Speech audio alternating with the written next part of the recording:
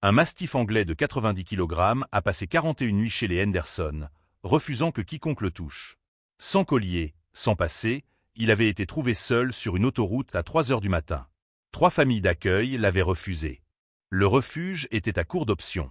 C'est alors qu'une fillette de 5 ans s'est assise par terre à 1 mètre de lui et a attendu.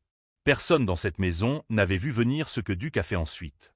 Et ce qu'il a fait à 2h53 du matin, un mardi, 41 jours plus tard, a tout changé. Tom Henderson travaillait avec des chiens de refuge depuis 17 ans. 17 années à observer, à apprendre, à réparer ce qui pouvait encore l'être. Il avait vu des chiens brisés, des chiens en colère, des chiens si profondément enfermés dans leur peur qu'ils semblaient avoir cessé d'exister autrement que dans la survie. Il avait appris à lire les silences, à reconnaître les tensions, à comprendre les réactions avant même qu'elles ne se produisent. Et pourtant, rien ne l'avait préparé à Duke. Un mastif anglais noir, immense, impressionnant, dont la simple présence suffisait à remplir l'espace. Trouvé seul, à 3 heures du matin, marchant lentement sur une route vide, comme s'il n'avait plus aucune direction. Aucun collier. Aucun identifiant. Aucun signe qu'il avait un jour appartenu à quelqu'un. Le dossier était vide. Mais le chien ne l'était pas. Dès son arrivée, Duke traversa le salon sans regarder personne. Il ne s'arrêta pas pour observer. Il ne chercha pas à comprendre son environnement.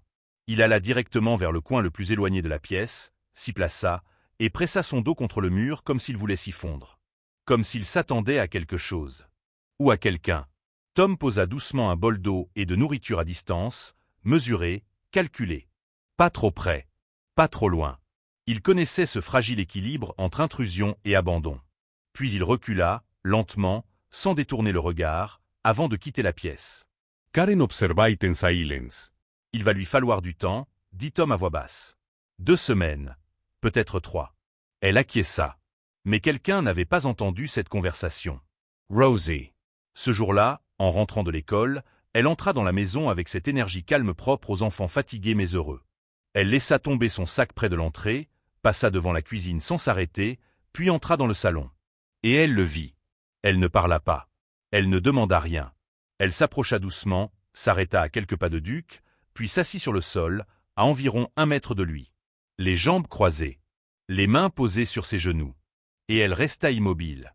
Pas un geste. Pas une tentative de contact. Pas un mot. Juste une présence. Tom observa depuis le couloir, prêt à intervenir à la moindre réaction. Mais quelque chose le retint. Ce n'était pas de l'imprudence. Ce n'était pas de l'ignorance. C'était une forme de compréhension brute, instinctive. Quelque chose que Rosie n'avait jamais appris, mais qu'elle semblait savoir. Les minutes s'étirèrent. Le temps ralentit.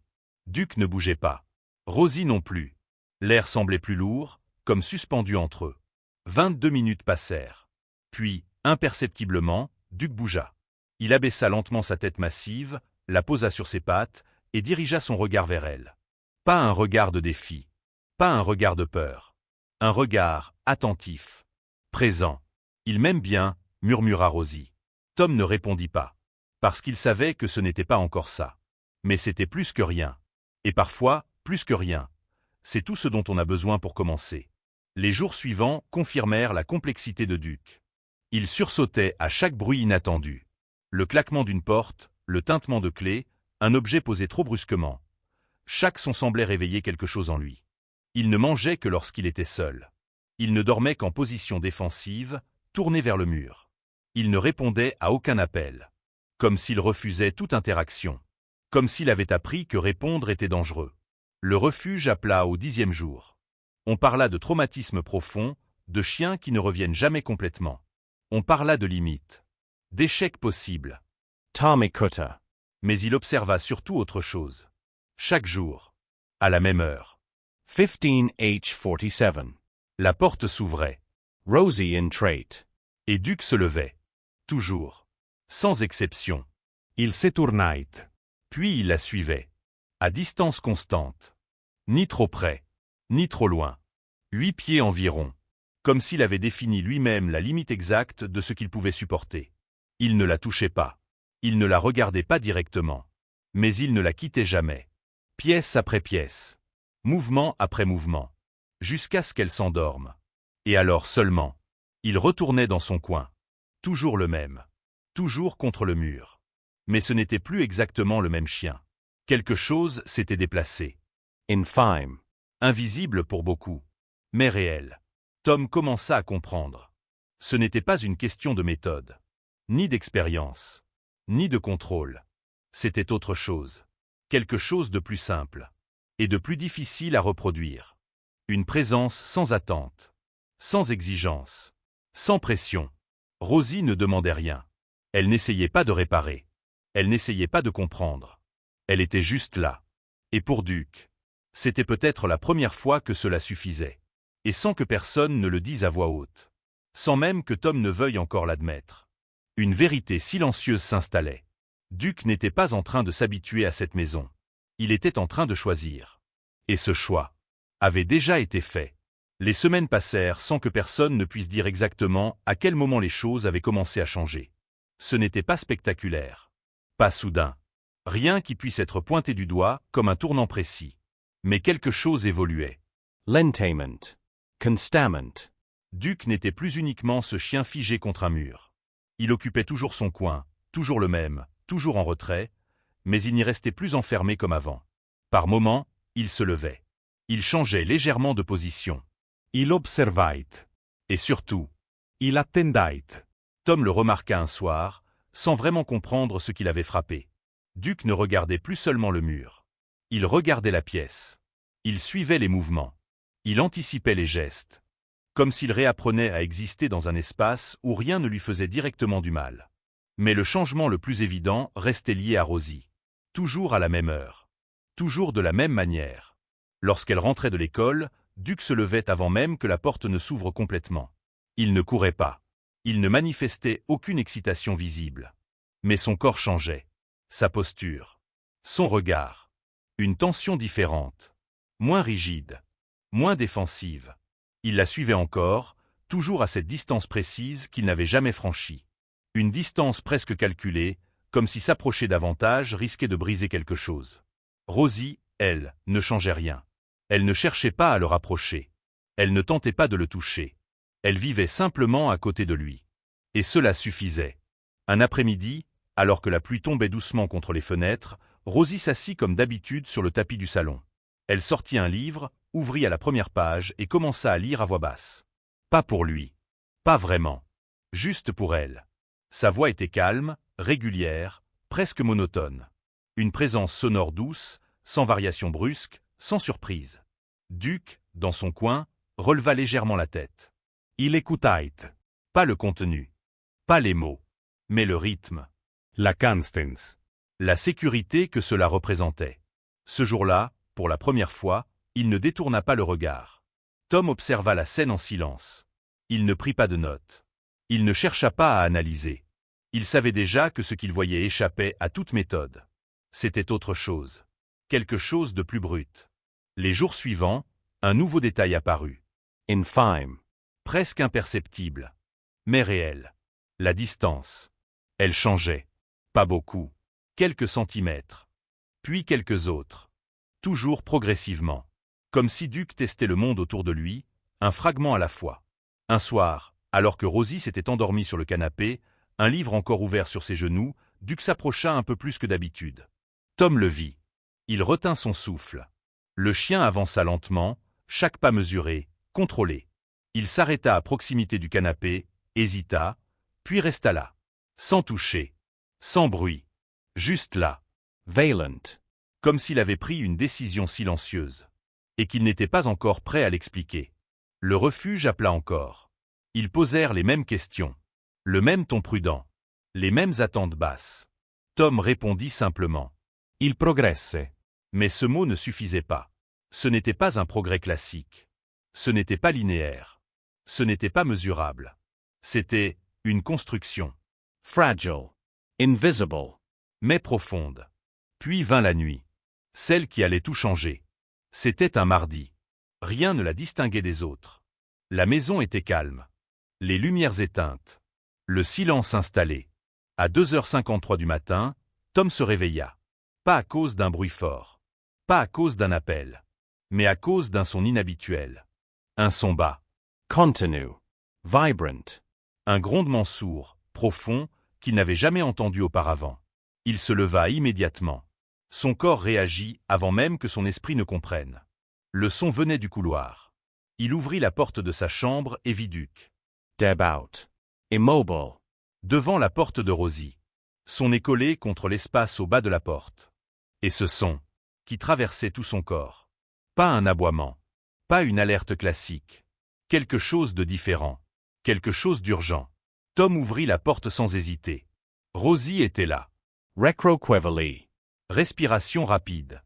Irregular. Sa peau brûlante. Karen arriva en courant avec le thermomètre. 104.1. Le chiffre resta suspendu dans l'air. Ils n'échangèrent presque pas de mots. Ils agirent. Voiture. Clé. Silence. Urgence. À 3h09, ils étaient sur la route. Le médecin fut clair. Encore 1 degré. Et cela aurait pu devenir bien plus grave. Il demanda ce qui les avait alertés. Tom répondit simplement. Le chien. Le médecin s'arrêta. Le regarda. Puis hocha doucement la tête. Ça arrive plus souvent qu'on ne le pense. Quand ils rentrèrent, peu après 7h du matin, Duke était toujours là. Au même endroit. Devant la porte. Il n'avait pas bougé. Pas une seule fois. Tom s approached lentament. S'assit à côté de lui. Et posa une main sur son dos. Duke ne recula pas. Il ne se crispa pas. Il ne s'éloigna pas.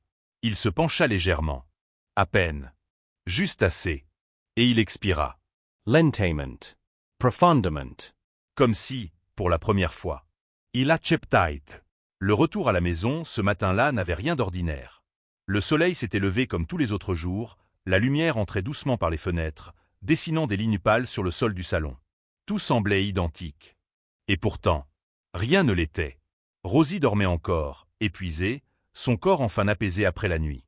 Karen restait près d'elle, assise en silence, comme si le simple fait de respirer trop fort risquait de troubler cet équilibre fragile retrouvé. Tom, lui, resta dans le couloir. À côté de Duke. Le chien n'avait pas bougé. Toujours à la même place. Toujours face à la porte. Comme s'il attendait une confirmation invisible. Comme s'il refusait de considérer la situation terminée. Tom s'assit lentement sur le sol, à côté de lui. Il ne parla pas. Il ne chercha pas à analyser. Pour la première fois depuis longtemps, il ne pensa pas en termes de comportement, de progression ou de méthode. Il resta simplement là, avec lui. Et dans ce silence partagé, il comprit quelque chose. Duke n'avait jamais été indifférent.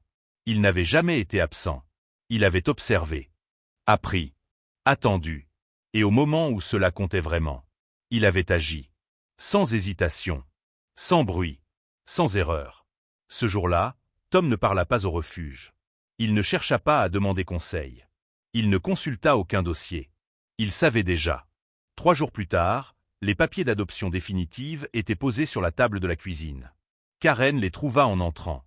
Elle les regarda. Puis elle prit un stylo. Et elle signa. Sans poser de questions. Parce qu'elle avait vu. Elle aussi. Les semaines suivantes ne furent pas spectaculaires. Il n'y eut pas de transformation soudaine.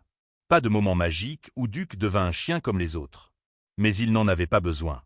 Quelque chose d'essentiel avait changé. Il ne dormait plus uniquement face au mur. Parfois, il se couchait tourné vers la pièce. Parfois même. Vers Rosie. La distance, autrefois immuable, avait disparu. Pas complètement. Mais suffisamment. Suffisamment pour qu'il n'ait plus besoin de mesurer chaque mouvement. Suffisamment pour qu'il reste à proximité sans tension. Suffisamment pour qu'il appartienne enfin à cet espace. Un soir, Rosie s'assit à côté de lui. Pas en face. Pas à distance. Juste à côté. Elle posa sa main sur le sol. Pas sur lui. Pas encore. Duke regarda ce geste. Longtemps. Très longtemps. Puis, lentement, presque imperceptiblement, il déplaça sa tête. Et il posa son museau contre sa main. Un contact léger. Fragile. Mais réel. Rosie ne bougea pas. Elle ne réagit pas. Elle ne brisa pas le moment. Et c'est précisément pour cela qu'il dura. Tom observa la scène depuis l'entrée. Il ne dit rien. Il s'avait. Certains instants ne doivent pas être commentés. Ils doivent être respectés. Le temps passa. Les mois s'écoulèrent. Duke grandit encore. Pas seulement en taille, mais dans sa manière d'être. Dans sa manière d'exister. Il ne suivait plus Rosie à distance. Il marchait près d'elle. Pas toujours. Pas parfaitement. Mais naturellement. Comme si cette proximité n'était plus une menace. Mais une évidence. Chaque nuit, sans exception, il dormait devant sa porte. Pas parce qu'on lui avait appris. Pas parce qu'on le lui avait demandé. Mais parce qu'il avait choisi. Et ce choix ne changeait jamais. Tom y pensait souvent. À cette première nuit. À ce chien contre le mur. À cette petite fille assise à 1 mètre. Immobile. Silencieuse. Sans attente. Sans exigence. Juste là. Présente. Il avait passé des années à essayer de réparer ce qui était brisé. À chercher des méthodes. Des stratégies. Des solutions. Mais ce n'était pas cela qui avait fonctionné. Ce n'était pas la technique. Ce n'était pas l'expérience. C'était autre chose. Quelque chose de plus simple. Et de plus rare. La patience. La braille. Celle qui ne force rien. Celle qui n'attend rien. Celle qui laisse l'autre venir. Quand il est prêt. Duke avait été ce chien sans histoire. Sans passé. Sans direction. Trouvé seul sur une route à 3 heures du matin. Mais désormais, il avait un endroit. Il avait une présence. Il avait une personne. Pas une famille entière. Pas un foyer au sens large. Mais une seule personne. Et cela suffisait. Parce que pour un chien comme lui, ce choix était définitif. Et il l'avait fait dès le premier jour. Le jour où une petite fille s'était assise à 1 mètre de lui. Et avait attendu. Sans rien demander. Sans rien imposer. Et dans ce silence, elle lui avait offert quelque chose que personne ne lui avait jamais donné auparavant. Un espace sûr. Un espace vrai. Un endroit où il n'avait plus besoin de se préparer à fuir. Un endroit où il pouvait enfin rester. Et pour la première fois depuis longtemps, il n'était plus seul.